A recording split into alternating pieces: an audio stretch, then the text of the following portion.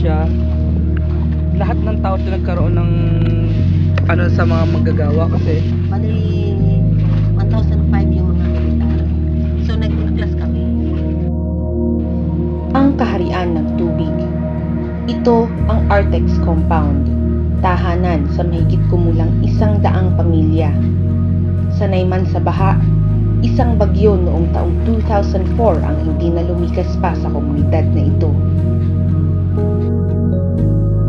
Marami sa mga bumibisita dito sa Artex, ang tingin dito ay isa lamang tourist destination ala Venice sa Italia. Ngunit para naman sa mga bahay na halos 3 dekada nang nakatungtong sa tubigan dito, mas malalim pa ang dahilan ng kanilang pananatili dito sa Artex. Sa dulo ng lungsod ng Malabon matatagpuan ang Artex Compound. Sa bungad nito, iba't ibang mga graffiti, tanda ng delubyong kanilang kinasasangkutan. Upang maikot ang humigit kumulang 1 hektaryang lote ng compound, kinailangan naming umupa ng bangka. Si Mika, 20 anyos, ang nagsagwan at nagbigay ng tour sa amin. Nakita namin ang kanilang dating balon, tore, basketball court, at simbahan. Sabi, gagawin daw siya talaga parang binis Pilipinas. mm, Lalagyan ng tulay. Di ba sa binis, may tulay? Ewan ko lang kung matutuloy. O ano lang, edges lang. Ayon pa sa kanya, ang 5 talampakang tubig ang nagsisilbing kabuhayan sa nakararami dito, lalo na't hindi na napaltan ang mga trabaho mula sa nagsarang Artex Yupanco Textile Corporation.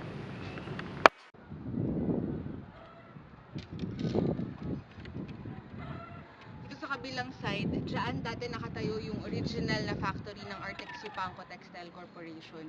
Sa ngayon, punong-puno na to ng mga water lilies at hindi na rin mapuntahan ng mga tao. At ayon nga sa mga nakatira dito, di tulad nitong tubig na kung saan nakakakita pa yung mga tao sa pamamangka, itong mga water lilies na to, wala masyadong pakinabang sa kanila.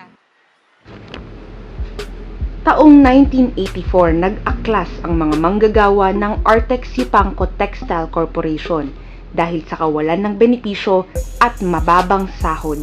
Tuluyan na itong nagsara noong 1987, ngunit itinuloy ng mga manggagawa ang laban para sa back pay at residential area upang pamalit sa di natanggap na mga karapatan. Sa kasamaang palad, biglang naibenta sa ibang pribadong kumpanya ang 8 hektaryang lote at hanggang sa ngayon, hindi pa rin umuusad ang kaso.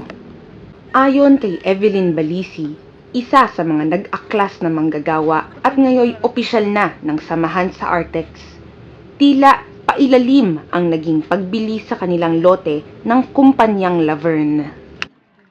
Ang katwiran nila sa taga-munisipyo, nag-ano sila sa dyaryo na ito, auction. Kaya gusto naming mangyari, maharap namin yung Laverne. Kung talagang siya ang nakabili, kaharap siya sa amin. Kahit 3 dekada na ang nagdaan, hinding-hindi raw nila ititigil ang kanilang laban. Wala silang ibinigay sa amin. O, tapos ito yung sa paninirahan namin. Yun mo na ang inihiling namin sa kanila eh. Kahit yung paninirahan na lang namin. Wala naman kaming ibang ano eh. Sa kaharian ng tubig, patuloy na nag-aapoy ang pag-asang makamit ang hustisya. Bawat nakatirik na tahanan, simbolo ng paglaban. Ngunit higit pa rin sa lupa ang implikasyon ng Artex sa ating bayan. Isyung paggawa, kalusugan, edukasyon ay mga suliraning sinasalamin nito sa lipunan. At kahit patuloy na lumipas ang panahon, patuloy lamang ang laban para sa tuluyang pag-ahon. Ako si Beata Carolino at ito ang naitala ng aking lente.